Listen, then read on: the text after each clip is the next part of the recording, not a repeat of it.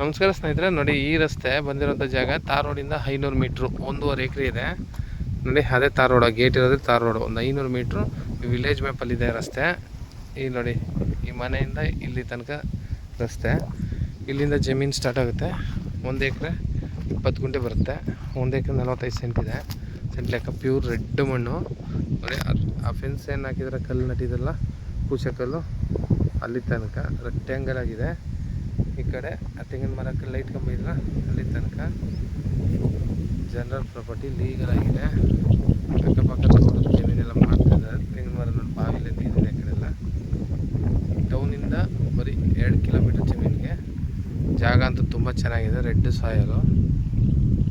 ಬೆಂಗಳೂರಿಂದ ಇಲ್ಲಿಗೆ 150 ಕಿಲೋಮೀಟರ್ ಆಗುತ್ತೆ. ಮೈಸೂರಿಂದ 90 ಕಿಲೋಮೀಟರ್ ಆಗುತ್ತೆ.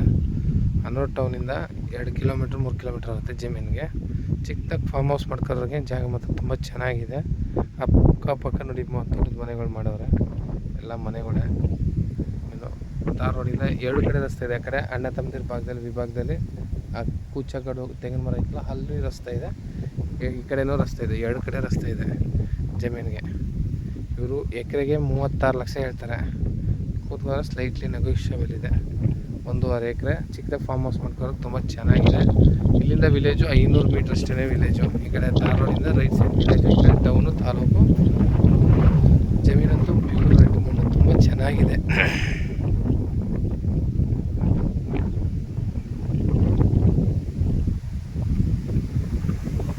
ಬೈಕ್ ಹೋಗ್ತಿರೋದೇ ರಸ್ತೆ, ಡಾಂಬರ್ ರಸ್ತೆ ಇದೆ.